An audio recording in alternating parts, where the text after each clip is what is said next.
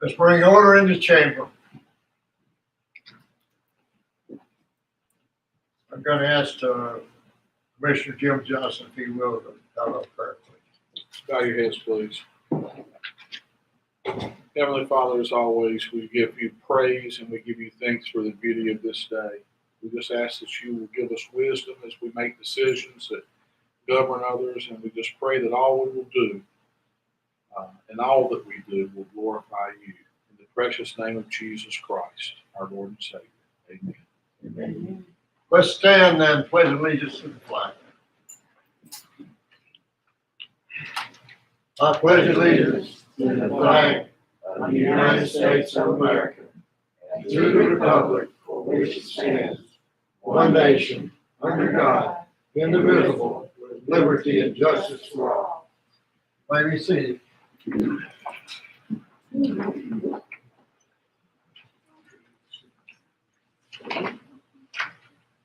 I call our meeting to order. I'll entertain a motion to approve the agenda. I made a motion. Any other discussion? All in favor say aye. Aye. Opposed, no. I'll entertain a motion to approve the consent agenda. So moved. Any other discussion? All in favor say aye. Aye. Opposed, no. I'm going to ask Megan Rosen and Zane Trent to come forward to be sworn in.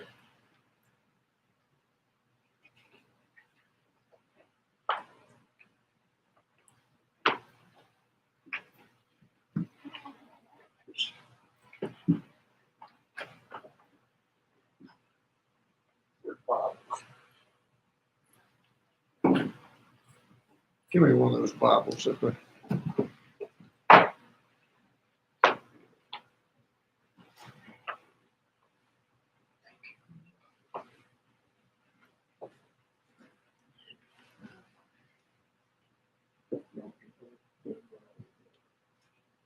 Raise your right hand. And when I say I, call your name, and then I'll read the I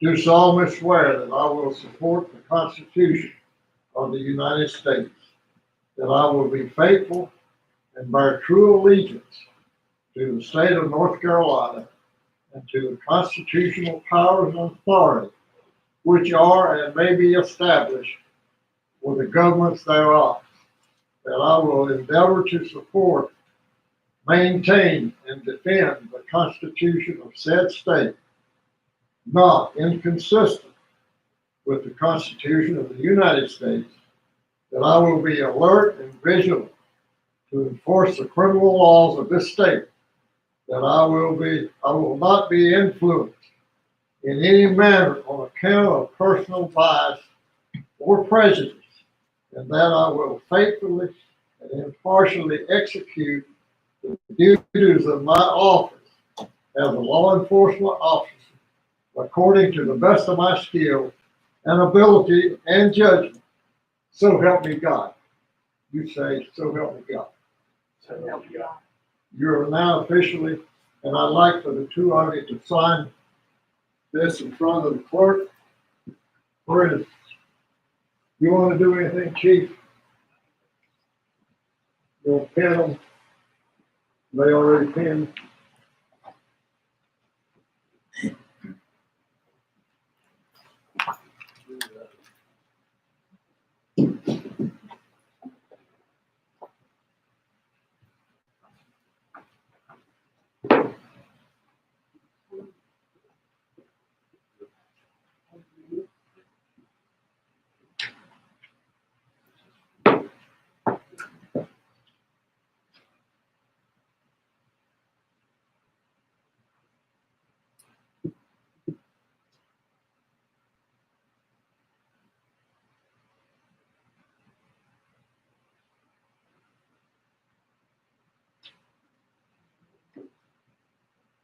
Don't be nervous.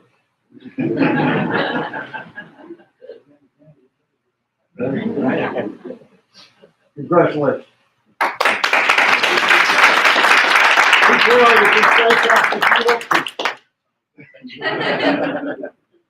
just want to say thank you for the opportunity, and I look forward to serving the town of Benson and the community. Thank you.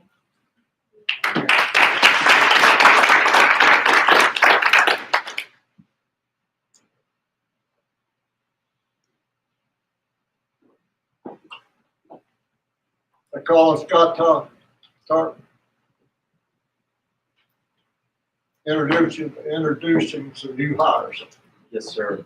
Good evening, everybody. It's my pleasure to be here to introduce a few new faces and faces you just met a few minutes ago. I do want to briefly tell you about Megan Rosen. She is our new patrol officer. Megan graduated from JCC's BLET program in December of 2019. Is that correct?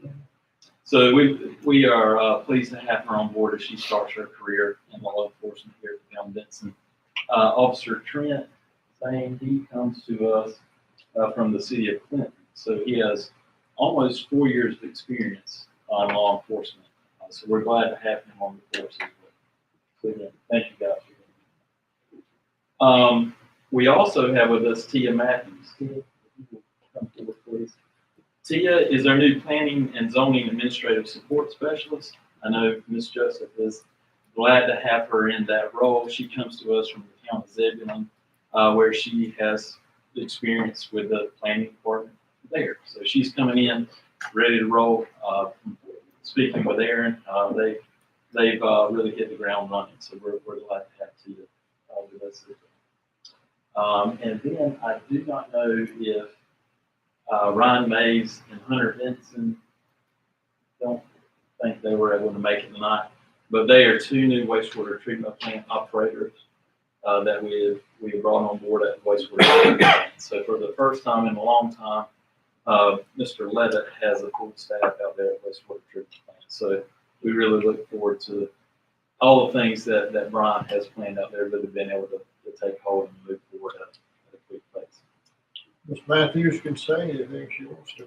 I just want to thank you all for the opportunity and looking forward to working with everyone in the town of Benson. You really have hit the ground running, learning new things. I'm excited. Welcome to all of you. Thank you. Thanks for being here. Thank you, Mayor. Kim Pickett, you want to introduce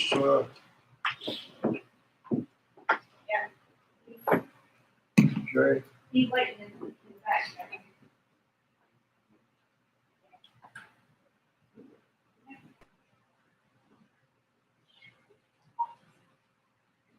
This is Jay. Y'all probably all remember him from the last couple of years, but he's our auditor and he's gonna present our 2020 audit. Welcome, Jay. Evening. Thank you for having me out tonight. So as Kim said, I'm here to present the 2020 audit for the town of Benson. I have a presentation that's on the screen, so I'll go through that and I'll be glad to take any questions you have. The first part, we'll kind of talk about the audit procedures. And this last part of the presentation, we'll go through the numbers for the audited financial statements for 2020. All right, so status of the audit. Field work has been completed. We were out here in September, my team and I, and completed field work. We have a few loose ends to wrap up, but like I said, field work has been completed. The financial statements have been prepared and are currently in draft form. We're awaiting the management's discussion and analysis, and then we will an approval, and we will submit to the local government commission for their review and approval. Previous years, all government entities had to file their audits. October 31st was the initial due date, and then December 1st was the drop dead due date. However, because of COVID-19, the due date has been extended to January 31st for all government units in North Carolina for this year. However, we're on pace to get that audit. A little bit of background on the roles and objectives of the auditor. So there's three major phases of an audit. There's the planning phase, the testing phase, and then the wrap-up phase. So we don't just come in and start looking at the numbers. We do some planning ahead of time. A lot of our planning concentrates on the understanding of key internal controls for the financial reporting aspect of the town. We will also test controls. The controls we choose to test vary year in and year out. So for 2020, we tested the controls over cash disbursements, over credit cards, and over payroll. And I'll get to the results of those controls in the next couple of slides. But from our understanding of key internal controls in place and from the results of our testing controls, we perform what you call a risk assessment. So the risk assessment really is the blueprint for how we're going to conduct our audit. We're going to touch all the major financial reporting areas of the town, but we're going to concentrate our audit procedures on the high-risk areas. As I said, we'll place risk on each key reporting area. For example, cash, the revenues, expenses. We will concentrate our audit procedures on the higher risk areas, but we will look at all areas. We perform our audit procedures to gain sufficient evidence to render an opinion on the financial statements. That is why you hire us, is to give an opinion on the financial statements. That opinion concentrates on whether the financial statements are materially correct or not. And that's a reasonable assurance. And I'll talk about that opinion we issued for 2020 here shortly. So the results of the 2020 audit. As I said, the scope and timing of the audit, we're on track, no issues there. The audit report this year had an unmodified opinion on the financial statements. That is the best possible opinion you can receive. That is the opinion the town has received previous audit reports. Basically a clean opinion on the town's financials for 2020. During our audit procedures, not only are we testing numbers, we're evaluating internal controls. And if we see areas that we have concerns with, we're required to communicate those to you. I'm happy to report we had no management letter this year because we noted no material weaknesses or no significant deficiencies during our audit procedures. I'm also happy to report we had no audit findings this year. In previous audits, there were at least one finding, but all findings have been corrected from previous years, so there were no audit findings for the 2020 audit report. We did have several audit adjustments in regards to our audit procedures, but these were just routine adjustments, nothing out of the ordinary for 2020. In addition to the audit, we also issue what we call a communications letter. There's four major talking points with that communications letter. First of all, if there's any major accounting policy changes, we're required to communicate that to you. There were no major policy changes for 2020. Also, one of the areas we key our audit procedures on are estimates. So there's such numbers are hard and fast numbers, and there's estimated numbers. The key estimates for the town are depreciation and the allowance for doubtful accounts. All estimates we looked at appeared reasonable, no issues there. I'm happy to report we had no disagreements with management, and no difficulties encountered whatsoever during the audit process. We had full cooperation from Kim and all the staff at the town. All right, before I move on to the numbers, are there any questions on the audit procedures or the results of audits for 2020? Okay, I'll move on to the numbers now. So our first slide here is revenues and expenditures in the general fund for the last several years to provide some historical perspective. Blue represents the revenues, red represents the expenses. As you can see, for the last 4 years in a row, revenues have outpaced the expenditures in the general fund, and it did again for 2020. Once again, shows that the financial health of the town is good, that revenues are outnumbering your expenditures 4 years in a row. Fund balance. So fund balance represents the profitability or the earnings over expenditures from the town from the first day of operations through a certain time period. So here we go all the way back to 2013 and progress through 2020. Back in, you can see it took a little dip in the middle years there, but as I said, you've shown more revenues and expenditures for the last 4 years, and so your fund balance has increased each of the last 4 years. So once again, shows the financial health of the town is good, and the fund balance continues to go upwards. In 2020, your fund balance in the general fund is broken down into 3 categories. 2 of them are restricted categories, and 1 of them is unassigned. So the blue here represents restricted by state statute. Basically, it's receivables. The town has earned things, but not received the cash for it yet. And North Carolina General Statute says you cannot spend money you've not received yet. The red represents restricted for debt service. So that's future debt payments in the year we're in right now. So those are 2 small pieces of the pie there. Orange represents unassigned fund balance. That is fund balance that is at the spending discretion of the town. One of the things LGC looks at is compares your fund balance, unassigned fund balance, to your expenditures from the previous year. They like to see that ratio to be at least 8% to indicate a healthy town financing. Your ratio is above 50%. So once again, it shows that the town's financially healthy in the general fund.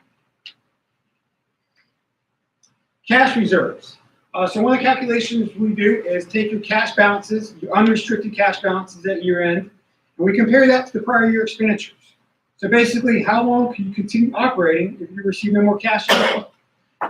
This is going up and down. It did take a dip in 2020, and that's kind of, so some of the water and sewer fund, because of some projects going on and some FEMA money has not been received yet, essentially had to borrow money from the general fund. So due to, due from, now get repaid when that funding gets received. And so because of that, the general fund cash was down slightly, but that should be recuperated once those projects are funded and once you receive your FEMA money. So nothing to be concerned about here. It's just more of a accounting, governmental accounting due to, due from between the general fund and the water and sewer fund. And we'll see kind of how the water and sewer fund was shown in the revenues and expenditures. We'll talk about that later on. But still, healthy cash reserve at the end of 2020. I expected that to go up in the year we're in right now once we recoup those funds and FEMA for the project financing. Property taxes. So you can see here, property taxes of revenues from property taxes have gone up over the years. At the highest peak in 2020. But our next slide shows the tax rates have not gone up. Actually, they went down in 2020. And so your property tax revenues are going up, but your rates are not going up. Now, obviously, that has 2 things: property assessments going up, and obviously increase in population. And so you have not had to raise property taxes, which all citizens probably like. So you're increasing your property tax revenues, but not having to increase your property tax rates. Other taxes and licenses, this has remained steady since last year, and it's going slightly up over the years. The majority of this is sales tax revenue. Sales tax revenue percentages did go up under state law a few years back, but we are seeing a trend over the last few years that towns, most of their small towns, most of their increase in revenues are coming from sales tax. As the state's sharing more of that, so you see it has increased over the years and just pretty much the same compared to last year. Restricted intergovernmental, this has remained steady. You did see a huge increase a few years back. That was because of a flow-through grant. Basically, the town received some money and then it flowed through to other towns in the area. Your expenditures in the same year would have been up too, but it's remained steady throughout the past several years. Your expenditure breakdown. So this is how the town has spent its funds. Continually, public safety continues to be the #1 expenditure, followed by general government. And if you look at compared to 2019, you see a slight variation. Public safety did go up as an overall percentage compared to 2019, but everything else remained similar compared to 2019. But public safety is your #1 expenditure, followed by general government in the last 2 years. So now we get to the proprietary funds or your business type funds, which are your water and sewer fund and your electric fund. First, let's talk about the water and sewer fund. For the last 2 years, the water and sewer fund has shown a loss, the operating loss. Revenue expenditures did outpace revenues. You had 3 positive years before that. A lot of this has to do with some of the projects going on, and obviously COVID-19 had some effect this year on your overall operations for the water and sewer fund and your electric fund. But you have shown a loss the last 2 years in your water and sewer fund. Because of that, your cash reserves are down. A lot of this also, as I talked about before, had to do with some money has not come in regards to some project financing and in regards to FEMA. Once you do receive that money, your cash reserves should start hitting back up, hopefully, and you should show some positive operating instead of a loss in the future. But you're waiting on those funds. FEMA is quite slow. I know we talked to Kim in the previous audits. It takes FEMA a long time to get that funding to the towns. You're no different than other towns we work with. FEMA can be slow in getting the funds for disasters. And of course, North Carolina's had a good number of disasters over the last few years with hurricanes and flooding. So they've been towns have been slow to recoup some of that money. The electric fund. This is the first year in several years the electric fund's actually shown a loss. Expenditures did outpace the revenues for 2020. But as you can see from the graph, you did have a profit in the electric fund for the last 6 or 7 years before that. Some of that had to do with COVID-19 this year. However, your cash reserve for electric funds still remains strong and continues to go upwards. So it still shows a strong financial balance sheet for the electric fund despite the 1 year having a loss. Debt service. So this kind of graphs out your debt service, your payments on debt. For the last 2 years, you actually did have payments on electric funds. For the previous 5 years, you actually didn't have any debt in your electric fund. You did take out some capital leases over the last couple of years, so you do show some debt payments on your electric fund. But your water and sewer will continue to make payments on their debt. Some of that has to do with some projects, but you continue to pay down your debt related to the water and sewer fund. This is a really key graph, operating cash flow. Obviously, these are business type funds. With any business, one of the key indicators is cash flow from operating activities. Basically getting cash flow from what you're in the business of doing. And so this goes back several years. You can see the electric fund has positive cash flow from operations each of the last 6 years. No issues there. The water and sewer fund did have negative cash flows from operations the last couple of years. Some of that, as I said, did have to do with expenditures related to FEMA and for some projects that should get reimbursed or financed this year we're in right now. So hopefully that positive operating cash flow turns around for the water and sewer fund. But electric, no issues there. That positive cash flow is the cash flow from operating activities with your water and sewer fund moving forward. Unrestricted net position. So this is the unrestricted portion, kind of like the unrestricted fund balance I was talking about previously. For the electric fund, no issues there. You have positive unrestricted net position with your electric fund, and it went up slightly in 2020. However, your unrestricted net position for your water and sewer fund did turn negative for 2020. Once again, that has to do with the due from between the water and sewer fund and the general fund. Basically, the water and sewer fund had to borrow from the general fund until it does receive the money I was previously talking about from FEMA and for the project financing. So that's something to pay attention to moving forward also.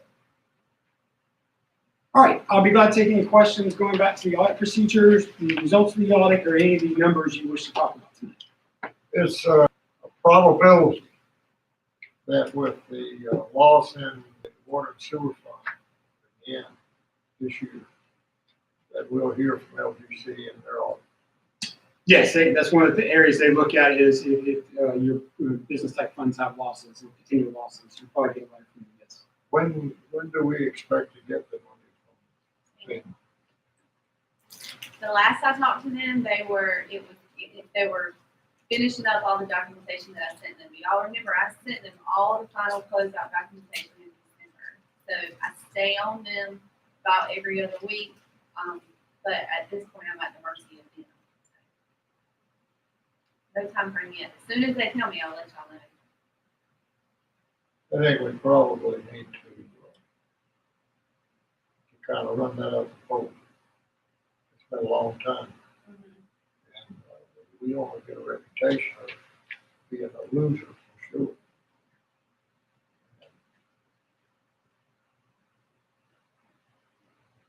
And other towns, as I said, are having the same issue with FEMA. They just Well, one of the things that affected us this year, but it should have affected elections, the same respect, is the fact that we didn't have people paying their utility bills for months until I reckon July. So from February through June, we had a lot on the books. I think it got up to $180,000 at one time. Unpaid utility bills. So that probably had some effect on this too, don't you think? yes, we're seeing delay in payments on all our clients, governments for all the clients we work with. And, delays on getting the receivables are definitely up across the board. Does anyone have questions of Jay?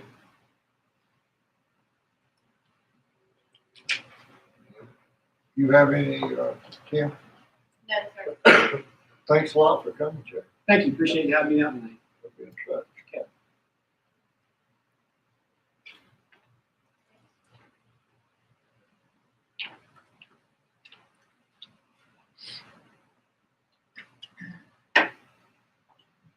If there's individuals wishing to address the board, come forward and give your name and address.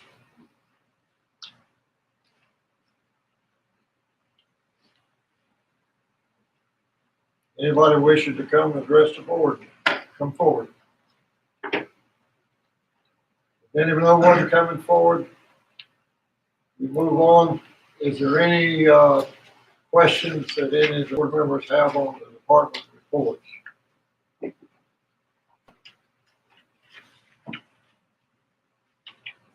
Okay, going down to public hearing. Tim Robbins.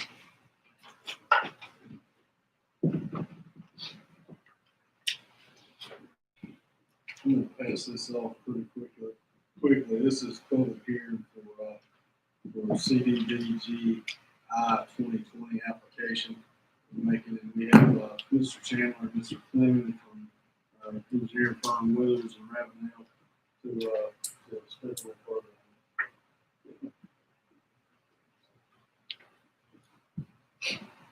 Mayor, Commissioners, good evening. Thank you for your time this evening.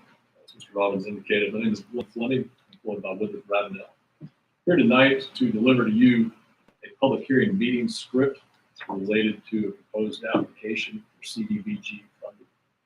Later this month, Withers Ravenel, on behalf of the town, an application to the state of North Carolina for CDBG funding. Reading this script this evening and entering it into the record of tonight's meeting is simply a procedural requirement in advance of that application. I don't believe there's any obligation that comes along with it at this time, just facilitate submission of that application. So I'll go ahead and proceed with this, and then once I'm done, I'll be happy to entertain any questions you may have. This public hearing on November 10, 2020 will provide an explanation and description of the 2020 North Carolina Department of Environmental Quality, or DEQ, Community Development Block Grant for Infrastructure, or CDBGI. We are present to discuss the purpose of the public hearing for the town of Benson's CDBG-I funding application. The purpose of the public hearing is to obtain the citizens' views and to allow response from the public to funding proposals and answer any questions posed by citizens. This public hearing will cover the town of Benson's community development needs, development of the proposed activities, and the review of program compliance before the submission of the town of Benson's CDBG-I funding application to the state of North Carolina. The town of Benson proposes to request funding from NCDEQ's CDBG-I program for the sewer rehabilitation and replacement project.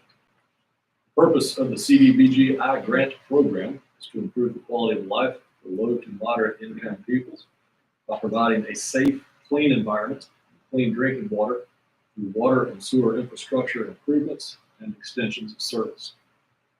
To benefit a residential area where at least 51% of the beneficiaries are low to moderate income as defined by the United States Department of Housing and Urban Development.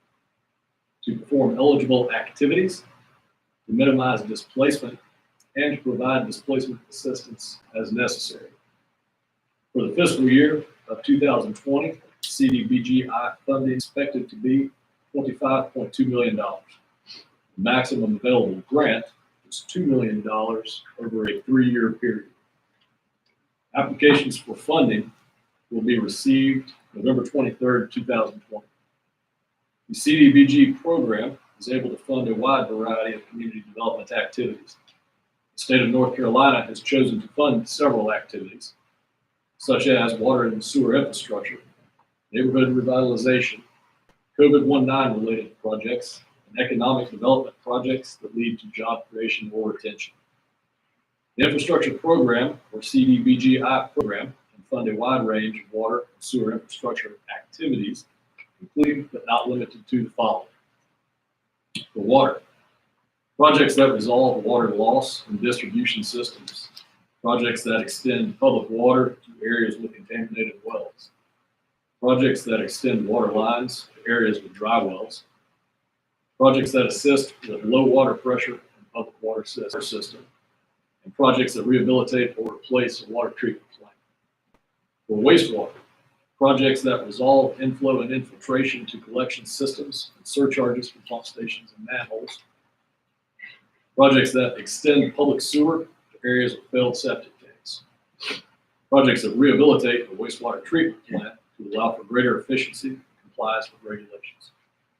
The town of Benson is seeking an amount in CDBG-I funds not to exceed $2 million for a sewer rehabilitation and replacement project.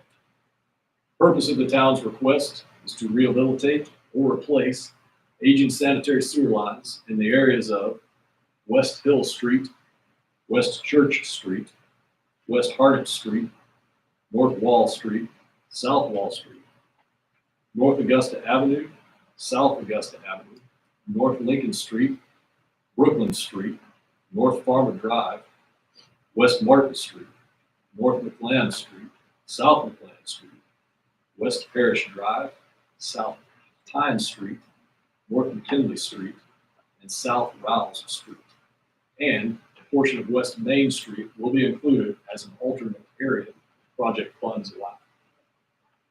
The proposed project by the town of Benson was identified in the asset management plan adopted in 2018.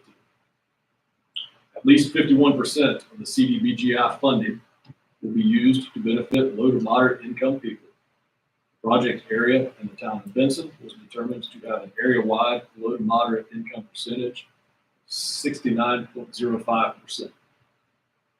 Project area includes the areas of West Hill Street, West Church Street, West Harnett Street, North Wall Street, South Wall Street, North Augusta Avenue, South Augusta Avenue, North Lincoln Street, Brooklyn Street, North Farmer Drive, West Martin Street, North McLean Street, South McLean Street, West Parish Drive, South Pine Street, North McKinley Street, and South Rouse Street. And a portion of West Main Street will be included as an alternate area if project funds allow. The range of activities covered by the CDBG-I funds for the Benson Sewer Rehabilitation and Replacement Project include construction, environmental review, engineering design, construction administration and observation, legal activities, surveying, and grant administration. If the town of Benson is awarded a CDBGI grant, the town is required to adhere to federal procurement requirements and other federal regulations, which include American with Disabilities Act, Section 504 survey, Davis-Bacon and related labor acts, adoption and submittal of a citizens participation plan, adoption and submittal of an equal opportunity plan, adoption and submittal of a fair housing plan, adoption and submittal of a language access plan, adoption and submittal of a relocation assistance plan, adoption and submittal of a Section 3 plan, and an excess force provision. The state of North Carolina requires that the town of Benson receives CDBG grant funding, that the town will certify that they will comply with the requirements of the general displacement and relocation policy for CDBG grant funding. This policy assists low to moderate income people with costs associated with relocation or displacement should such relocation become necessary due to project activities. CDBG funds can be used for those costs if necessary. If no displacement and relocation will occur as a result of the proposed CDBG grant activity, then the town confirms that during this public hearing. In the past, the town of Benson has applied and received the following completed CDBG projects.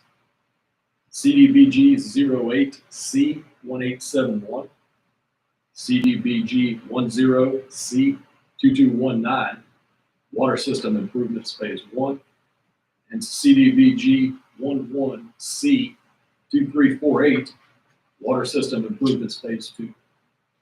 The town of Benson will submit in its CDBGI application for the Benson Sewer Rehabilitation and Replacement Project on November 23rd, 2020. The CDBGI application will be available for review during normal business hours. Additional information is available from Town Hall, 303 East Church Street, Benson, North Carolina, 27504. Should you have any complaints or grievances regarding the subject public hearing, they should be addressed to the addressee mentioned above within 10 business days, and a written response to the written complaints and or grievances will be sent by the town within 10 business days where practical. We now open the floor for comments and questions about the CDBG program and about the proposed project. Does the board have any questions?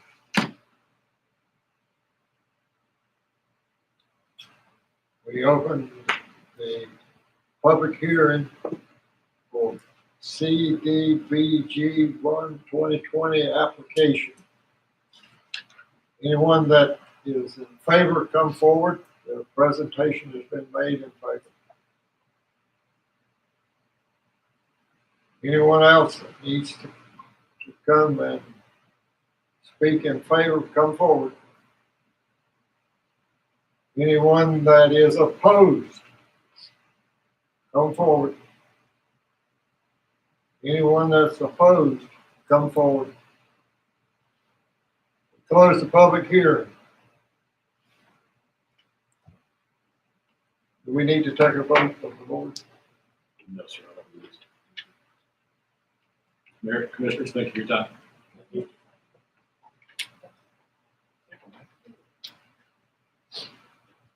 We close the hearing.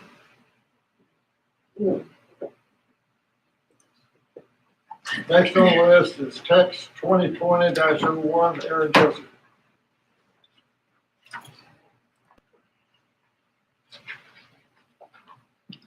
Good evening, Mayor and Commissioners. This evening, we are having the hearing for the text amendment, text 2020-01. We met on October 9th at a specially called meeting to go over each of the suggested text amendments. And there were a few comments that were made during that meeting. And so I've included in your packet this evening some revised language from the items that you all had questions and comments about. The first one was pertaining to the food truck language. And so I went back and I checked with the city of Dunn and looked at their ordinance to see, what they have and how it compares to our suggested text amendment. And so the items in red have been added just to give a little more clarity for the permitting process to obtain a food truck permit.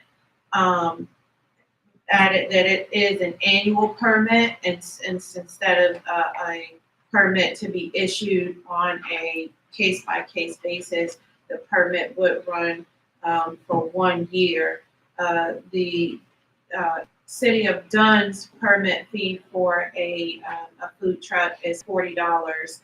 And so I put a general line in there, is that fee shall be in accordance with the adopted fee schedule. And so the City of Raleigh's, their fee for a food truck is $156 per year, and they also run for a calendar year. So I've added that in there to reflect that we can't. Will the $40 cover the whole year? Yeah, well, and we don't have to do $40. We can make ours. Right now, we're charging $25. So we can do an amendment to the fee schedule to add it and change it to $50 or $75, whatever we deem is appropriate. I think $50 would be appropriate for our fee schedule. Any comments? What are you suggesting doing that? Well, once if you all decide that that's what you want and it's adopted in place, we can at the next board meeting bring a amendment to the fee schedule and add it in. We also discussed private property versus the town right of way, and then from your comments, I've added in there that language that does allow for the food trucks to be located on the public right of way, but it just may not take up more than 2 parking spaces. And that is consistent with the other ordinances that I've reviewed. Also, an addition or revision to the text amendment regarding the chain link fences. Initially, we had the requirement that they must be black vinyl coated, but after discussion of this section, it was decided to remove that and to allow chain link fences, and that they are not required to have any coating, vinyl coating or black vinyl coating, thing of that language. So that was stricken. Discussed about the plant list. And so I did see Clayton's, who our ordinance does follow very closely, where we've gotten most of our language from. And they do have an approved and an extensive plant list that I've included for you all to review. And it covers ground, covers canopy trees, understory trees. So it's very extensive, and that came into the Unified Development Ordinance in the exhibit section. And you all also had mentioned language to consult the Public Arts Committee regarding the mural section. However, I have not received any comments back or feedback from the committee on the suggested text. So if you would like to wait for them to provide feedback, but so far I have not received any feedback on that particular section. What's But the issue everything of the else board? remains the same. Are you aware of the input we got on the rezoning? The email that we received from a citizen about the text amendment. Yes, sir. I did read it and, I commented on it. The concerned citizen, the email may be in you all's packet, this evening. And so responded to Mr. Fred's, inquiry on what my thoughts were on that. And I explained to him that I, of course, always appreciate when a citizen, provides feedback. That's always necessary and a part of the process. However, we did advertise the text amendment in accordance with our ordinance and with general statute. Holding the special meeting to really dive into this ordinance and go through it, amendment by amendment, I think served us well because I did receive feedback from two different citizens that thought that they were happy with the ordinance, and also feedback, just people calling into the office saying, well, I heard that the town is going to allow chain link fences, so I have a couple of people that are waiting, for this to pass so that they can secure their zoning permits for chain link fences. So I do believe word has gone around, about the changes, the suggested changes, and also regarding the conditional use district rezoning. The citizen was concerned about that, and as we discussed at the October 19th meeting, that conditional zoning rezonings, they do have their pros and cons. And one of the pros is that the town and the property owner has to agree upon those conditions, every condition, and they have to be spelled out. His concern was that that it has the possibility to have less restrictions than the general zoning district. And my answer to that is that as we consider conditions and we really look at what is being proposed at that site, that we have to consider the impacts to the surrounding properties and the community at large. That is our duty, to factor that in and to make sound choices. So if there is a condition that is not conducive to that, the town does not have to agree to that. It should be agreed upon, all terms and all conditions, and that should be laid out very clearly. As well as with buffering, we did add some flexibility into the ordinance regarding the Class C buffer. Today, you must have a wall or berm, that, as well as the landscaping, plants, canopy trees. It's our, the Class C buffer is our most restrictive because the Class C buffer serves as a district boundary buffer, to separate uses that are not alike. So that's why you have that requirement. However, adding that flexibility of a fence or a continuous landscape hedge, or a combination of a wall or berm, a fence, or landscape hedge, offers that flexibility to be more considerate of the site and what is necessary, and what it may be needed. Maybe a wall or berm is not needed, and the intent of the ordinance can be achieved with a fence and a continuous landscape hedge. So just offering that flexibility, I think, is one of the goals that we try to achieve, the committee, as we went through the ordinance to see what's working, what can we add in, some options into. And so again, I think that when you do that, when you do add in flexibility, or maybe you are not as restrictive on your standards, that's why we have in place site plan approval That's why we have technical review, because we are going to thoroughly look at that site and determine with the developer what is needed, what is most appropriate, what best serves the community, as well as what is not too burdensome on the developer. And so I think that is always important, and that is always our charge. So that was my main response to the concerned citizen. What does the board feel with the changes that have been made? Does that satisfy the needs we had last meeting?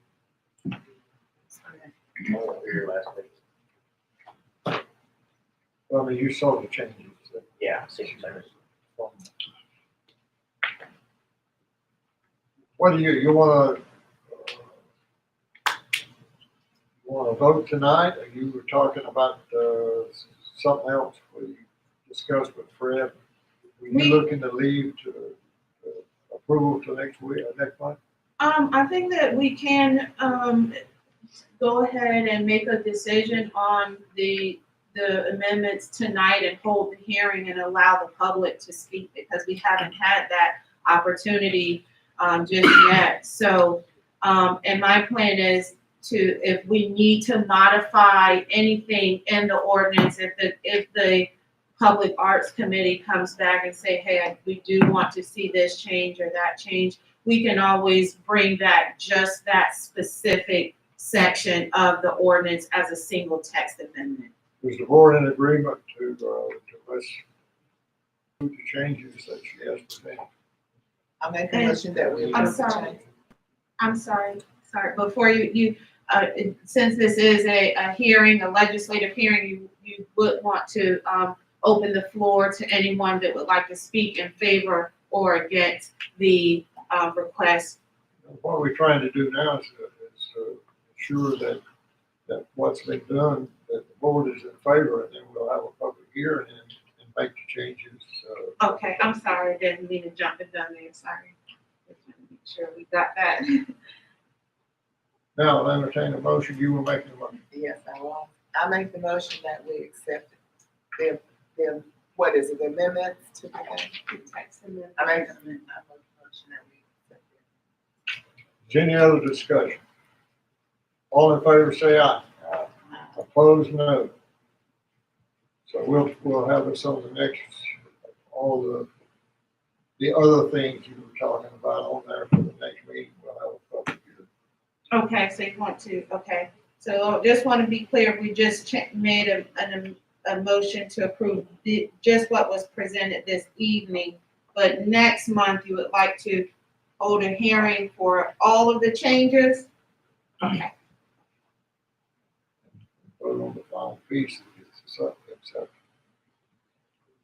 Thank you. Okay. Okay, next thing up, don't run away. RZ 2020-07. Alrighty, before you have a request to amend the zoning map for a parcel of land located within the corporate limits in the town located right on 109 Northwest Railroad Street. The applicant and property owner is Nancy Kennedy. The current is office residential, and the applicant would like to rezone the parcel to B1 central. It's actually central business and not general business district. You can see on the image on the screen there that highlighted in purple, that's the site. So it's located right at Northwest Railroad Street. It's located just behind the library and the museum. It's located adjacent to the ABC store location and to a Kennedy's Pawn Shop to its left. You also have a tire repair service across the street and some residential, but primarily the uses surrounding the parcel is commercial zone B2 neighborhood business. So you'll see here on the screen, this is a image of the zoning. Downtown central business is the same as the request as B1, but the surrounding currently also is B2. And to the right on the screen, you have an image of the future land use map. Right where that 301 symbol is where the parcel is located. So it is within the identified commercial district for our comprehensive land use plan and the future land use map. And this area in our comprehensive land use plan has been identified as the downtown activity center or the town commons, which will allow medium, high density residential, including mixed use, planned developments, central businesses, neighborhood businesses, office, residential, institutional, and commercial uses only. No industrial uses would be permitted. So with this request to go from office residential to B1 central business is consistent with the comprehensive land use plan. Some of the uses that you will find in the B1 central business is restaurant, general services, general office, a bed and breakfast, or general retail. Then the black box there, you have a brief description of what the intent of the central business district is. It's encouraging residential development while also retaining further developments and developing a broad range of commercial, office, and institutional and public cultural uses. The planning board did review this request at its meeting last week, and they have voted to recommend approval for this request. There was no one that spoke in opposition of the request, and one person spoke in favor of the request.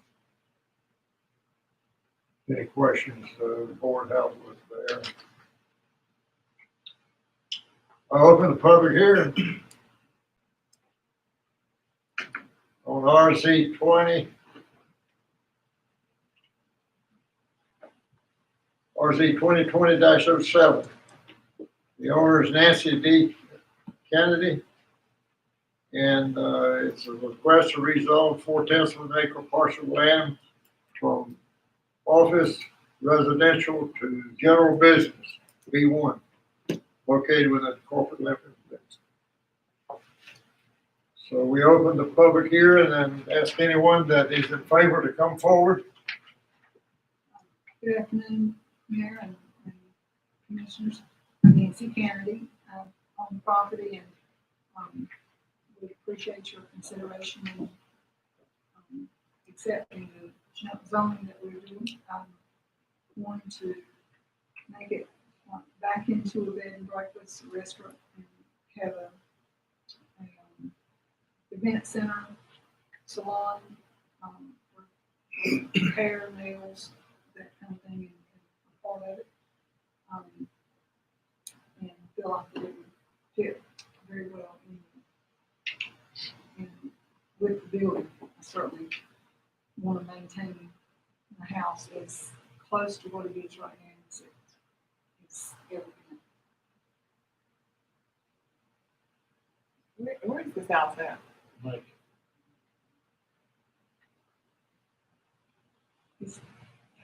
Where is it? Yeah, they tell me where it Simplest was. place. They can come. Okay. But it's not like a hotel. No, we're Does changing. anybody have any That is questions? something you're changing, it's the name of it. Everything else. Thank you so much. Thank you. Anyone else wants to come and speak in favor?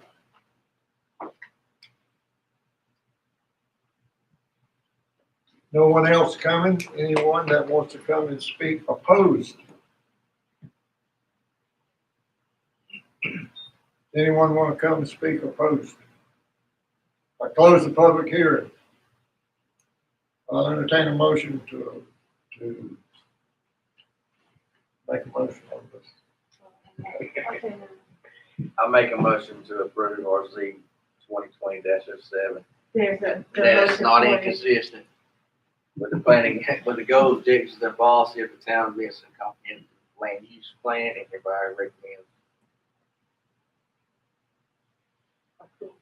approval. To resolve Motion, any other questions? All in favor, say aye. Opposed, no. Ayes have it. Thank you very much.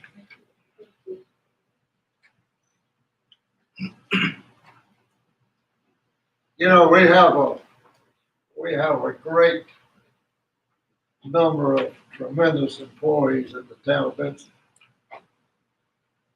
But when we got into the load management, AMI, it brought a new set of opportunities for us. And one of those opportunities was load management. We have a young lady that's been working on this for a while. And without messing up what she's going to say, I'm going to ask her to come forward and talk to the committee where we probably are going to go. Well, I am Crystal Thompson, and I appreciate y'all for letting me come up here and speak with you. I'm a billing technician, and I take care of the AMI smart meter system as well. And that includes load management switches. I started managing this system about a year ago. And I have been working closely with Mr. Ford, who's back here in the back, my support system, Mr. Fred, and Mr. Medlin. And we have decided now is the time we need your input on a few decisions, and there's some few unfortunate events that we need to let you know about. I've given you a packet here, and on the very back you'll see a very large piece of paper, and I apologize that it's large, but in order for you to see it better, it had to be. This is 16 load management switches that have burned in the town of Benson. And I have actually brought one here. It's okay, I can bring it to you, can you pass it around? This is a charred component of a load management switch. And the outside of this box is fireproof as long as it is not compromised.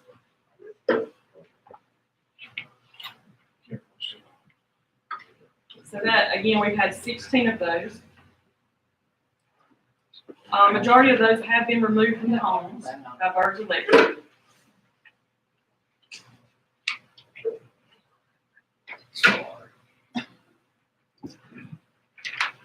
And as you can see, it does have a smell. Well, there's a smell inside of it.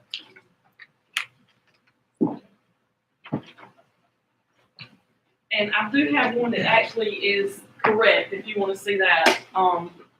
The component in the top, right there, that's black, this area right here is the part that is failing.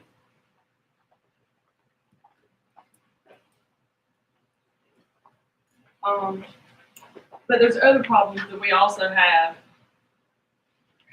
These switches are stopping, say for instance, if they're in a hot water heater and the element may be going bad, it will stop the hot water heater. And this is some of the things that we wanted to bring to your attention. We're at the point now that we need your input as far as, are we going to continue with the load management program? There's also other problems that our Next Grid has showed us. There are 75 of these load management switches that are installed on relay 1. If this is correct, it could cause the AC to also fail. There are 50 other identified load management switches that can potentially fail. We have 143 that are not communicating. And that could possibly be that the customer has already bypassed the switch or the switch is already bad. But, I mean, we do have 1,426 that are communicating. I would like for you to look down there that we are spending right at $12,659 a month to residential customers when we provide them with $15 credit on basic. We also have commercial customers that we're spending $810 a month on $15 base fee credits. So when you add this up, for residential, we're using $151,908 a year to the residents for credits on their base fees. The thing, what I want you to see also, if you'll turn to the second page, though, there is some positiveness through the low maintenance switches, so that's why we want to come to you and ask you your input. Electricities provides us this graph. And as you can see, I have underlined the part that says estimated. Estimated Electricities is saying that load management switches impact the town of Benson for July, $19,306. I'm not sure where they come up with that number, and I will look more into it. However, if we are spending that much money on reimbursing the customer base fees, that's what I want y'all to decide for us, is it in our favor to continue the load management switches? This, in my opinion, are inconvenience to the customers when they stop. And it's also loss of revenue, and it does not look good on the town. So I have given you a lot of information, and of course we can't vote on this tonight, but if you would please look over all the information that I have provided. If there's any questions that you have you feel free to contact me at the town hall, and Glenn can help you as well. He's back here, and he's your electric department. We have talked to Birds Electric about removing the switches. They have come up with $85 a switch to remove those. So if we have estimated of 1,500 switches, what I see in next grid is 1,566 switches. That would be $133,010. So at this point, do we want to continue? We're a lot of money in debt with load management switches because we paid Bellwether, a company that was sent to us from Electricities, $83,705 to install these switches. But the problem is they also compromise the enclosures.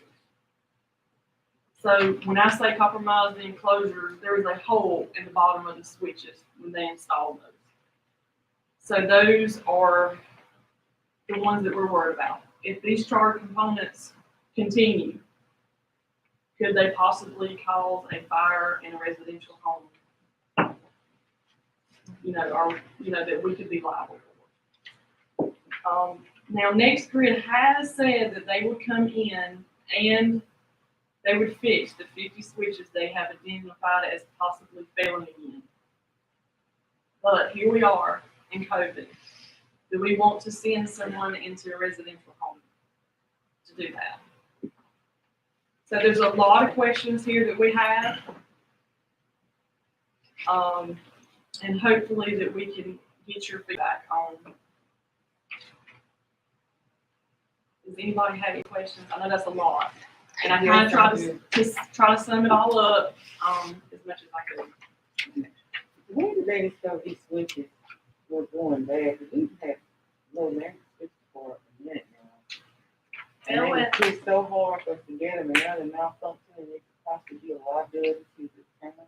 Yeah, Bellwether's, we had load management switches for a while, but these are newer models, and Bellwether installed them starting in, the contract got approved in March of 2016.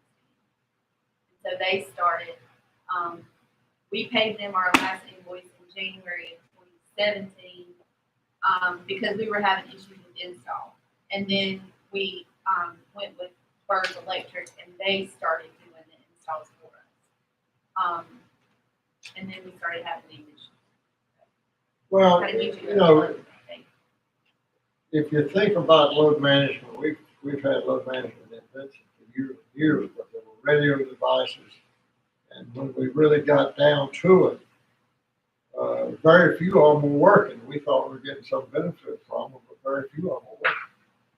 So when we went to AMI and automatic meter reading we felt that we could save some money if we kept the peaks, our demand peaks on electricity level. We'd save a lot of money over time. And the most logical way to do that is with load management switches. And they told us they had a design, and we ordered some, and 9 months later we got some, and it's been a job since. Crystal has given us more good information that we have to work with now, and really appreciate her putting together what she did. But she's the only person that really has any influence for the guy that owns this company, because he'll listen to her, because she don't give up. And there's a lot of credits that's laying on the books now that we're going to get money for because of what she's done. But if we get all these switches replaced with the newest design, this is about number 3 design that seems to be working. If we decided we didn't want to have load management switches anymore, we probably could sell those units. Most of them would never been put in. But why are we thinking about getting rid of the load management switches? There's an alternative way of doing exactly what we do. Actually, there's 2 ways. We have generators now around town to take the big pieces, like Food Line and some of the other places, that when we really get into those hot seasons in the summertime, then they'll turn their generator on to stop using power from us and allow us to trim the peak. At the same time, we can reduce the electricity, the number of pieces of electricity, and do the same thing as a load management switch does.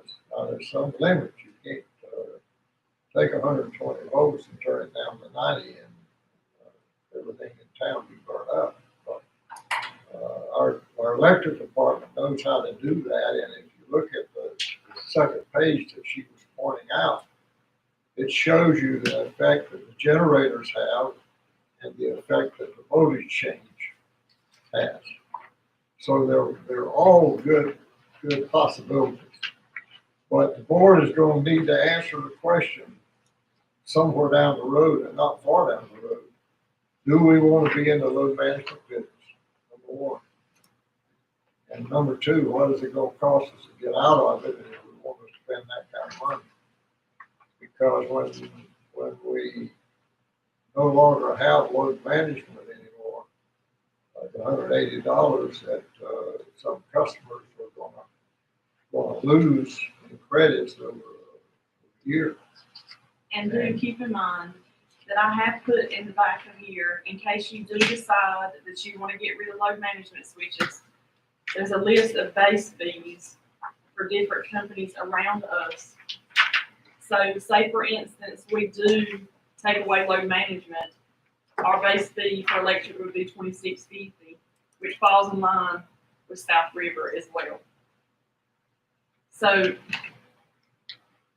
I know that these credits are important to people, but what we need to keep in mind as well is we need to take care of our customer. And during the very hot parts of the day or the very cold nights, do we want to compromise these customers as far as HVAC unit and hot water? And also to keep in mind too that Electricities controls our load management switches, which is at one time has been an inconvenience as well to our customers. And it actually happened in August. If you look, there's an invoice for Birds Electric. And one day we had an actual load management event that cut all the load management switches off 100% because of human error.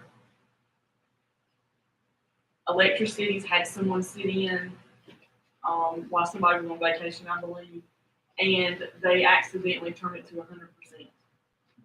So our load management switches were all off.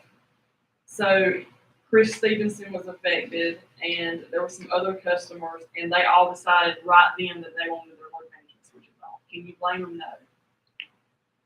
There is actually one of those that their mother-in-law was on oxygen. So then when the air conditioner cut off, and it was so hot in August, they had no AC. So this is some of the things that we need to think about. Personally, would we want that load management switch on our home? And it would have been fine if the load management switch boxes were fireproof, but we cannot ensure at this time that those load management switches are in fact fireproof because of the compromised enclosures brought on by Bellwether. I have found the contract for Bellwether, and I sent it to Mr. Ike, and he's going to review it and see if we had any leg to stand on versus, you compromise this load management switch. However, this is an old contract. Everything's been done. This is back in 2016, so I don't see it very promising. But we'll try this as much as we can. NextGrid has, in fact, we mailed we had 25 switches in stock. We've mailed those this week back to NextGrid. They're going to fix the motherboard and send it back to us. I think I'm following that right. They're going to send it back to us and guarantee that there's nothing going to happen to those boxes any longer. There is also, they're going to send us more switches for the 16 that we have here. NextGrid is pretty hard to deal with. We have a customer service rep there that is very difficult, but we're working through it. If you're persistent, they will listen. The thing of it is they'll probably never give our money back if you decide. They will never give our money back. But the only way we could probably get any money back is if we actually sell the boxes to other towns. But then we want to be liable for that as well. We have been talking to electricities. Mr. Mellon has with Mr. Roy. Maybe possibly we can ask electricities to help offset the cost, since they did send us Bellwether and they did send us NextGrid. But we just kind of wanted to really let you know everything that's going on, because this is a big impact. I got a question. Sure. The hourly will load the chart right here for 8/27/20. It gives the breakdown of the switch impact, whether it be on the generator or whatever. The generator impact savings, like for this month, is $10,718. Is that including the fuel cost to run that generator? No. How much is the fuel cost? Are they running on diesel, No, these are not all our propane, natural? generators now. These are not all our generators. Like Food Line, Farley Seeds, Okay. they own their own generator.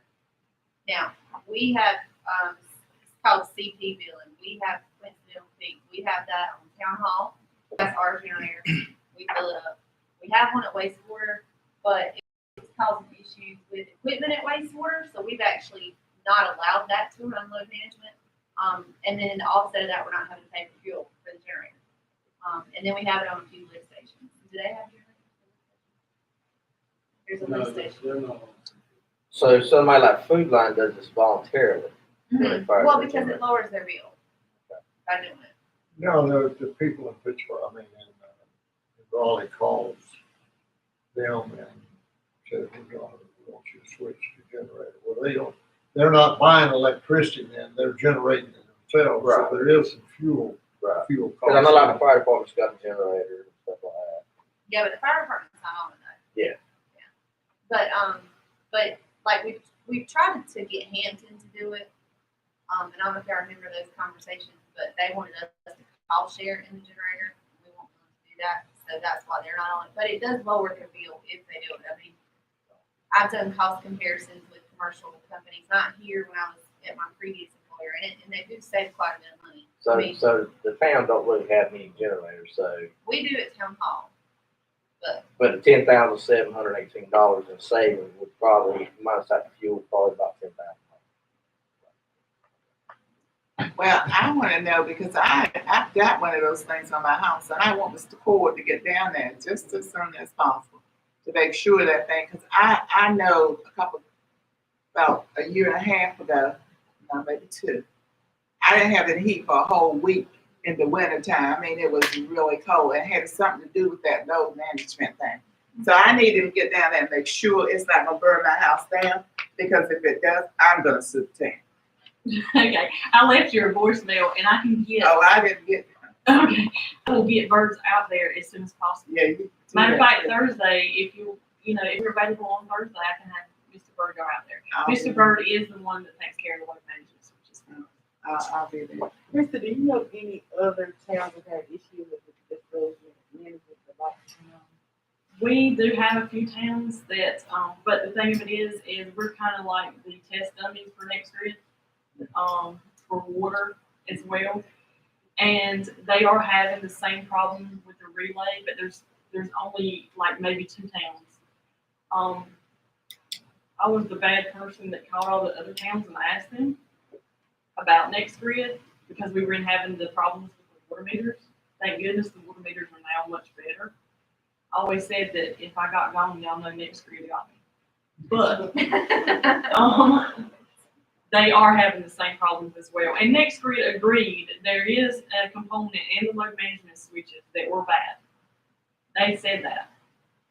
We sent them back the switches. They looked at them. It is a component in the load management switches. Just like, say for instance, you got a car or something. But if y'all have any questions, you should call Krista, because she between she and Jimmy and electric department, one of them can help, guaranteed. I'm extension 224. I have an off the wall question. And if the generators really think about what level does it take to let the generator doing this worthwhile? Like if you have a home generator, it helps you use that at any time, it's way too small. Yeah, you're what we target for CP for the generators is large scale businesses that use a lot of heat, use a lot of demand on their meters.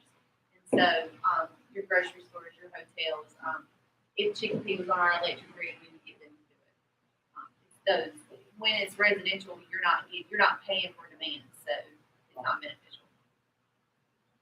Thanks, Crystal. I got one more question. Okay. You know what, Twitch's town planning uses? No, it's not next grid. Is it Itron? I believe so. Yeah, most of the next grid people, I think like Newburn or something like that, it's towards the beach. And I didn't bring that with me, I apologize. Are y'all done with the switch? Yeah. Thank you. And I'll have these at town hall meeting for Thursday. Tim Robbins.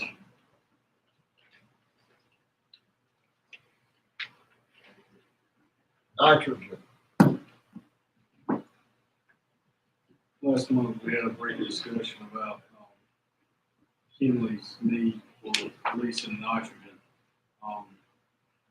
We worked through the contract with them. They've determined that they need 2,000 pounds allocated, and they'd like to lease whatever they actually need at the end of the year to square up on the books. So do we have that? Page 64 is a copy of the document that's been drafted. It's been drafted by the attorney. No, I got it. Ike has looked over, of course. I think there's no concerns at the staff level in regards to what's being detailed. We have allocated to us in the News River Basin a little over 33,000 pounds of nitrogen. So we've got plenty to spare portion. So this will help Kinley out, and they would obviously reimburse us for us allowing Mike, have you had a look at this? I did, Mr. Mayor, I added some terms in it. It's only essentially lasts a month, I guess. $2,000 up front, and then, $3 for whatever they use, which will settle up between now and May. I'm with Ken, it's very straightforward in language, but that's it. And I think you're being a nice guy to the neighborhood community. So one thing I added there was just all the regulatory approval, is on their end. They have to get that through the New Script Compliance Association and some just dressing up some terms, but I'm just. Well, I think Kim has done a lot of legwork on this. And he feels pretty confident that we won't get in trouble with our permit by leasing something. And that's what it is, leasing, we don't sell. Any questions anybody has? So we're looking for approval of this contract. I make a motion that we approve the contract. Any other discussion? All in favor, say aye. Opposed? No. Ayes have it. Approval of the September financial.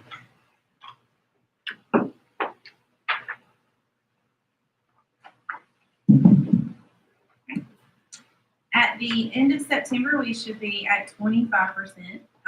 In revenues, we were 24.71, and expenditures, we were 25.58. This is right along the path that we normally take in the month of September. And we are steadily seeing the payments from COVID still being paid, so that's a good thing. So. I just gotta take my hat off. We're $107,899 to do it in September. That's fantastic. Not every one is right on the money, but the overall is. Any questions about the budget? I'll entertain a motion to approve. Any other questions? All in favor, say aye. Aye. Opposed, no. Okay. Budget Amendment 3. This is just just cleaning up some of our budget numbers. Our tax prior year is budgeted for, so I'm adjusting that, fixing some of the line items that were a little bit out of whack, and I'm also taking $15,000 from the equipment line item that we discussed last month in regards to the leaf back, not having to make a payment until next fiscal year, and put that in that drainage line item as we discussed, so we can add some more money to do some stormwater work in the very near future for the town. And then we're also seeing an increase in water and sewer tax, and so I made some adjustments in Fund 30 as well. Any questions? I'll entertain a motion. Make that motion. Any other discussion? All in favor, say aye. Aye. Opposed, no. Ayes have it.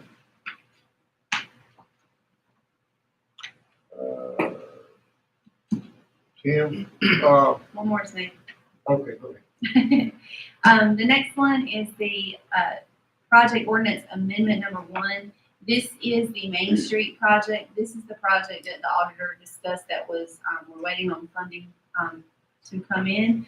$875,000 of that particular project was NC-16 money, but that was all for sewer. So there's water that we knew was going to come out of fund balance, but we were trying to get money from the state legislators. So we did get $100,000 from the state legislator this past month, and so I need to amend that project to reflect that $100,000 that has come in, is in our account. We have it in our possession. So I'm very happy about that.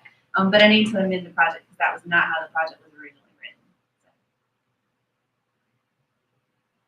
So. Any questions? I'll entertain a motion to approve. Make that motion. Any other discussion?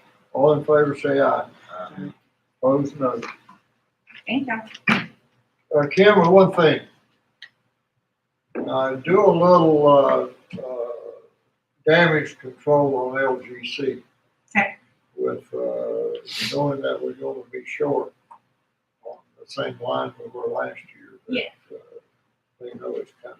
I'm in the process of working on the MD&A letter that he mentioned. That's something that I do after he's done with the audit and right before we turn it into the LGC. So I have full intentions of getting all that in that letter. It's a management letter discussing our financials for the year. And I plan on putting some of that information in there. So as soon as I have all that done and the audit is bounded, I will give you all a copy of it. And the LGC will see that as well. I've talked to Rouser and he's given me his right-hand man in North Carolina. And they're gonna call FEMA and try to get the money. Yeah, that'll be You great. don't put pressure on. That'll be good. Thank y'all.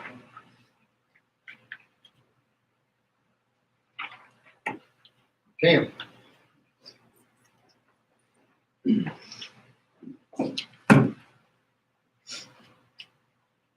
Items D and E at the, near the end of the agenda here, both, just some housekeeping items that we've got to do in regards to the CDBGI grant that we had a public hearing for a little earlier tonight. The first item is consider approval of resolution 206-2020.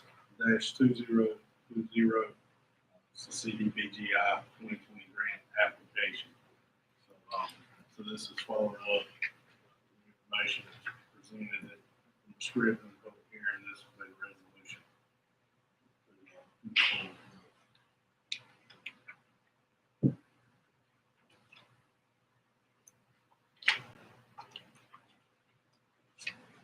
We just need to approve this resolution.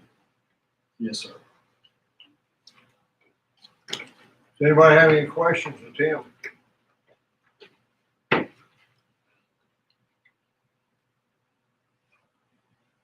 I'll entertain a motion to approve the resolution 206-2020. I make a motion to approve resolution 206-2020.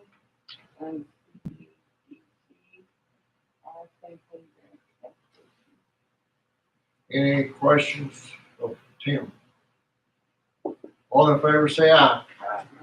Opposed, no. Item D is specific to our capital improvement plan. The one that we had completed most recently was in 2018.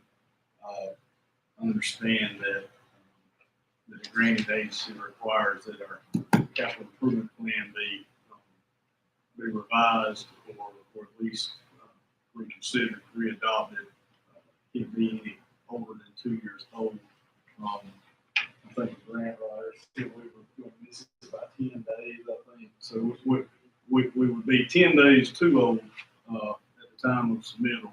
So Willis Ravenel made a few tweaks to it to specifically call out some of the items that we're addressing in this grant submittal. And we're simply asking that we approve the new revised capital improvement plan and asset management plan. So very, very little change. It's just keeping up with the time in regards to the 2-year age limit. Anybody have any questions, Tim? I'll entertain a motion to approve the resolution. I make that motion that we approve the resolution. Any other discussion? All in favor, say aye. Opposed, no. Thank you. Thank you.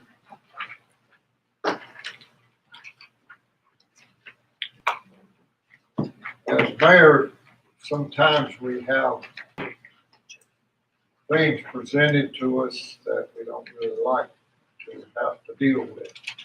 But I sat in on a webinar with Mandy Cohen, their doctor, and Eric Hooks, which is the secretary of the department.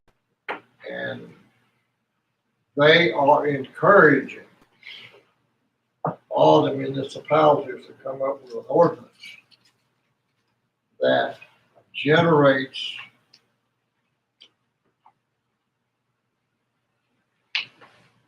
flexibility in the mass gathering and all those things, so that if the police arrest them, they would be more serious offenses that they're creating. In the packet, there's a sample ordinance for A and for B. And I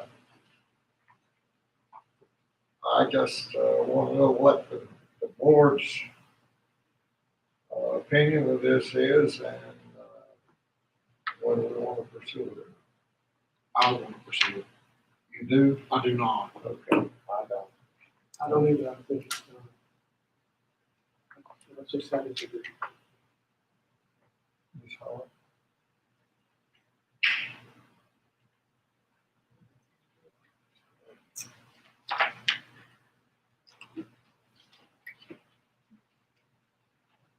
Come back to that.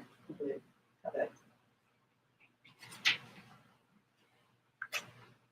Is this what you see, you think, phone? Statutory. I don't know what all that means, but it's a class 2 misdemeanor now. They want to make some of it. Some of the It's just cover knowledge. I was thinking it was, is this something he put out in the cover? I governor, has he said that? He might, Especially going around legislatures and trying to get the county down. Well, I think it's gonna be something that's gonna be mandatory anyway from the governor eventually. I mean, I don't I think can he has see the power to do that. yes, it does. He It's has not full legislature. I don't think he has the power to make Matt Ryan a felon. To do what? Make him nominate him as a felon. No. Oh, I'm not talking about that. Well, I'm they're just talking about- saying. What they're trying to do is to get the municipalities to do it so that they don't have to go to the legislature. But the legislature's not going to do it. He's trying to get you to be his patsy. Let him do his work. That's my mind. So I would, what I'd like to do is for somebody to make a motion as to what we do with this.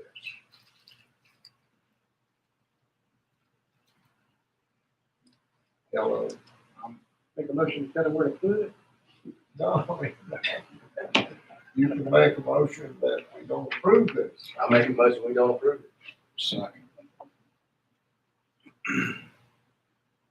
All in favor of not approving it, say aye. Aye. The ones that are in favor of approving it, say no. Okay. I mean, I won't respond to this until I'm asked to, and I may probably won't be asked to, but I think we need to, we're gonna have to deal with these things because it's gonna get worse for us. Are you gonna read, are you gonna cover Fred's? Sure. Okay. We are closed tomorrow for Veterans Day, and we are also closed on the 26th and 27th for Thanksgiving. And then the chamber is doing the Coffee Connections on the 19th, and Christmas on Main is going to be December 4th. However, it's going to look a lot different this year. I wish Loretta was here to tell you all about it, but we are not going to have a parade. And Tyler, you said it on the last meeting, right? So he might be able to give y'all a few more updates on that if you guys wanted him to about Christmas on Main and how the businesses are going to interact on that day.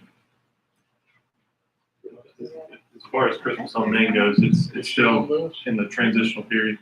Yeah. Loretta. Oh, is Loretta on there? Was she on there? Oh, perfect. On the, I got it. it's my turn. Okay. Can y'all hear me? Wait a minute, he's getting the microphone. Okay. There you go. Okay, All right. Thanks, Tyler. I have been asked several, Forks is doing a reverse parade, and we met with the town staff, and the only location that we felt comfortable trying to do a reverse parade would have been at Benson Middle School due to the traffic. And that would have defeated the purpose. One of the purposes for Christmas on Main is for the merchants to have extra foot traffic. So what we're going to do is we are going to close Main Street. I have a horse-drawn trolley coming. The stores will be open. It'll be up to them to control the number of people inside and also the mask. We're going to have a couple or 3 food trucks downtown. The library is going to be open doing their light show. The museum will be open. But all the stores will be open for shopping. We're going to do the trail lighting, and it will be, the people there will be the mayor, myself, and the 3 queens. And we're going to Facebook Live that on the Chamber Facebook page and the Town of Benson Facebook page. And I've got some entertainment that will be scattered throughout Main Street. And I'm going to have monitors to keep people from congregating. So, and I've got hand sanitizer to order to go up and down Main Street. So it's not our same Christmas on Main, but at least it'll be something. Any questions?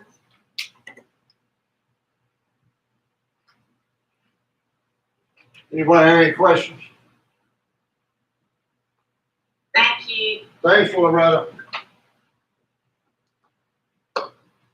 Mayor, I did want to have a couple of comments if that's appropriate. Okay. I did want to thank the staff for their presentations this evening. Getting prepared for this meeting is oftentimes a process where they have to roll around on skates to get everything together for you all. So I appreciate their work. They're dedicated staff, and we appreciate them. Also, I don't know if you all know that the fire truck that was surplus was sold for $36,500. So that's looking real good for the fire department. Other than that, that's all I have to say.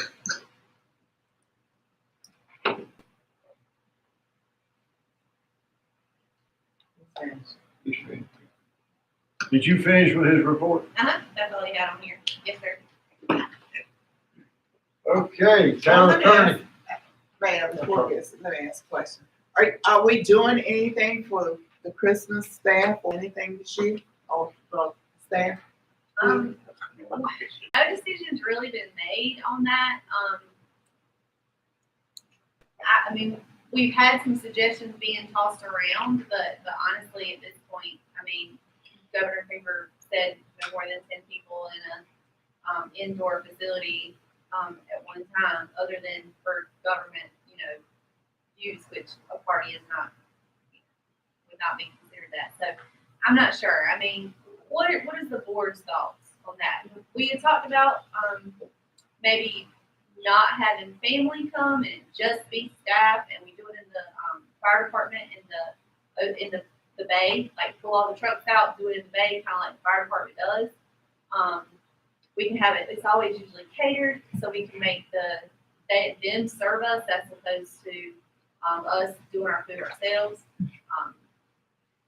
And do it during the day, maybe do it for lunch, maybe close office early. You talking about like family, not like your husband? They go Right, down. my husband, my kids wouldn't come. You do but that. just You do that during the day.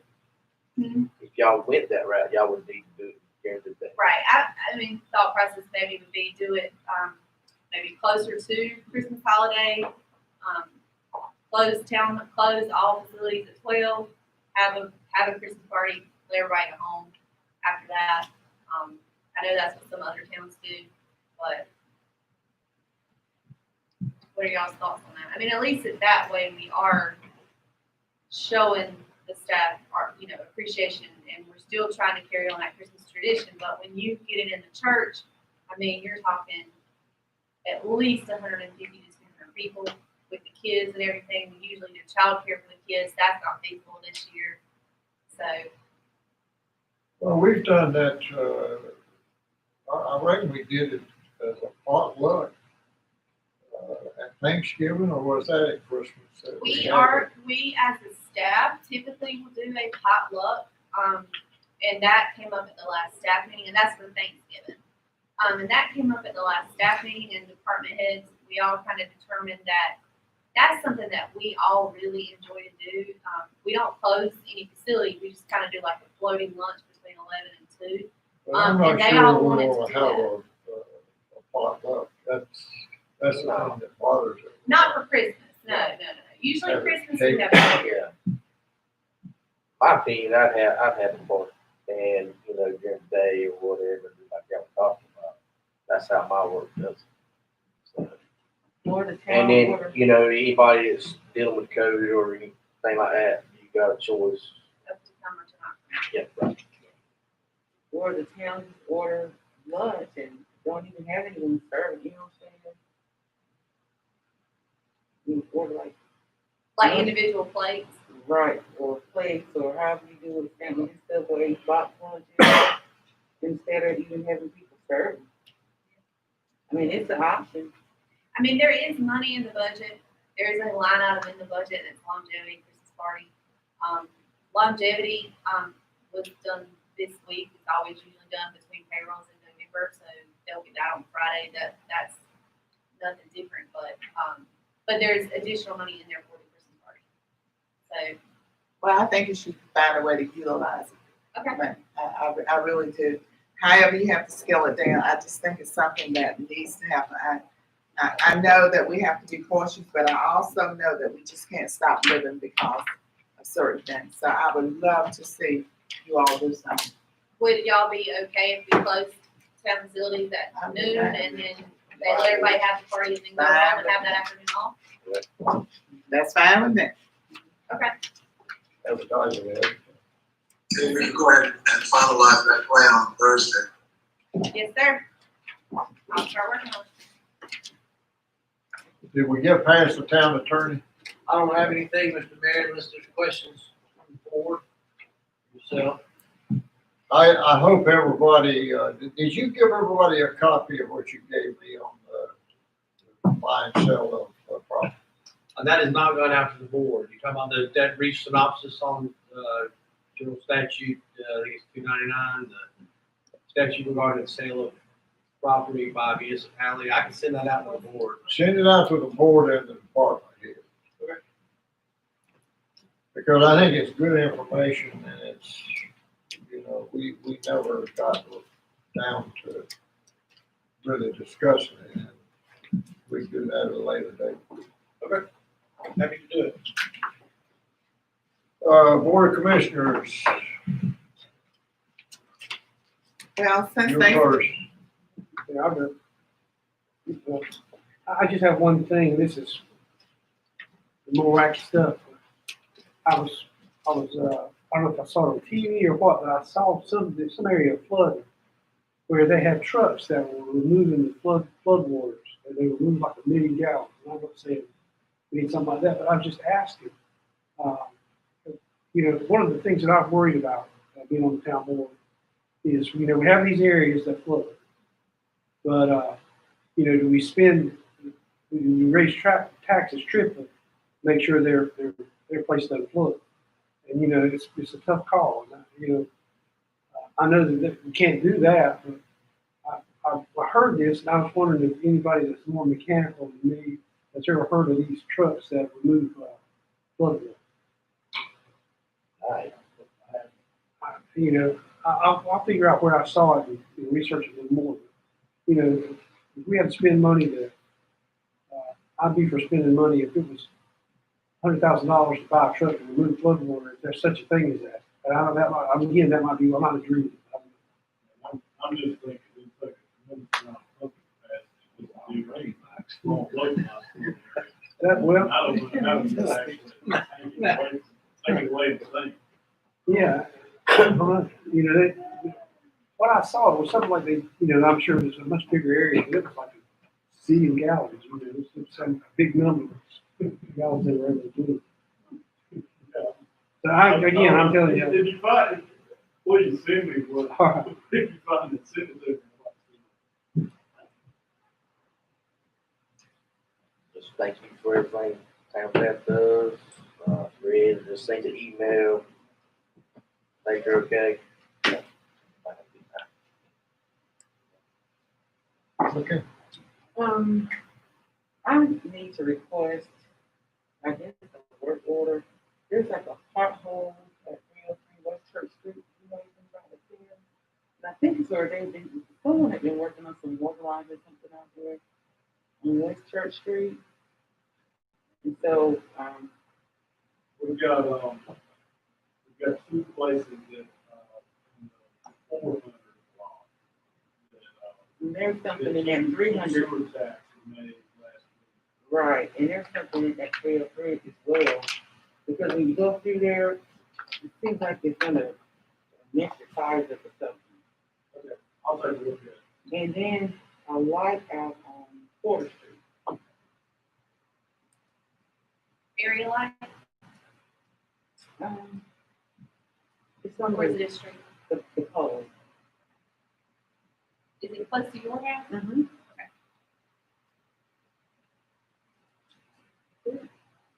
Ms. Holly? Certainly, I would like to thank the town staff. Most of all, we know that Thanksgiving is coming up very soon, and before we have another meeting. And I just want to take this time to wish the town, the staff, a happy Thanksgiving, a very safe Thanksgiving, and just remember all the things that we need to be grateful for. So that's what I want to say to the town tonight. And please pass that along. I'll probably try to get that and say that myself to the staff. Jim? Nothing. You know, I've had a lot of different phone calls. It seems like my phone number is the only one that anybody knows. But I had one yesterday that blew my mind. I spent a half hour on the phone and couldn't get the person off. They wanted to know why we couldn't have good restaurants in Benson. Can the board help me answer that question? I would like to know myself. I don't know. I tell you what. But I mean, that's the true fact. I mean, we don't have a restaurant that you can take your wife to for the anniversary or birthday. In the annex Doggone Road, that I remember, they said that the town was, what is it, 36 or 800 now? They had 3,200 at that time. And they said it had to be 5,000 before restaurants were considered. I don't know if that's true or not, but that's what they said about it. You know, Well, I don't mind telling you, we have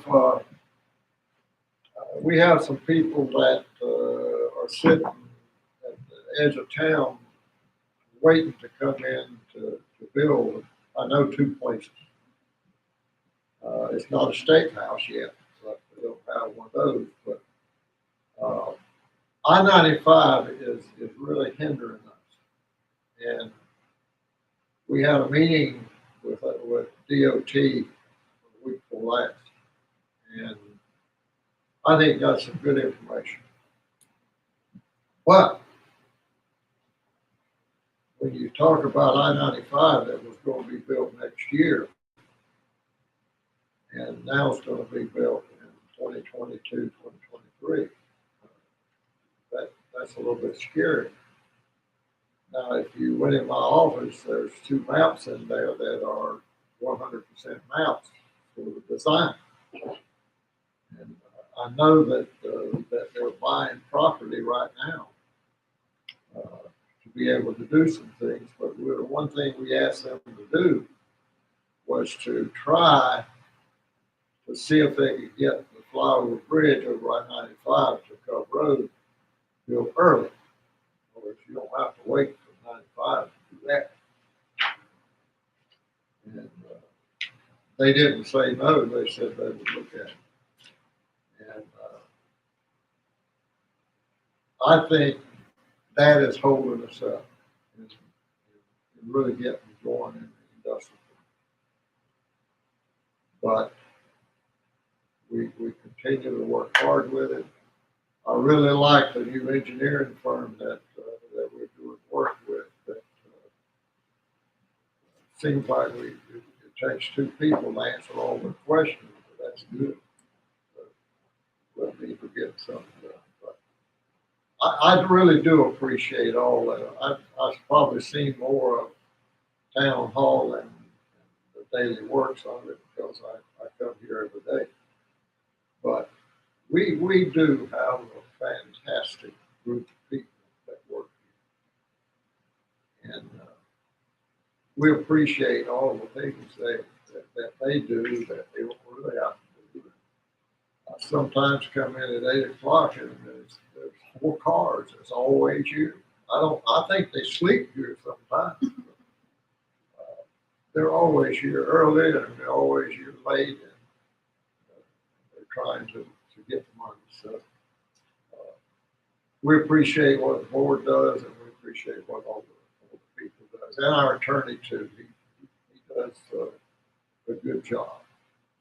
So I'll entertain a motion. We adjourn. I made that motion. All in favor, say aye. Aye. Opposed, no. Thanks to our visitors tonight.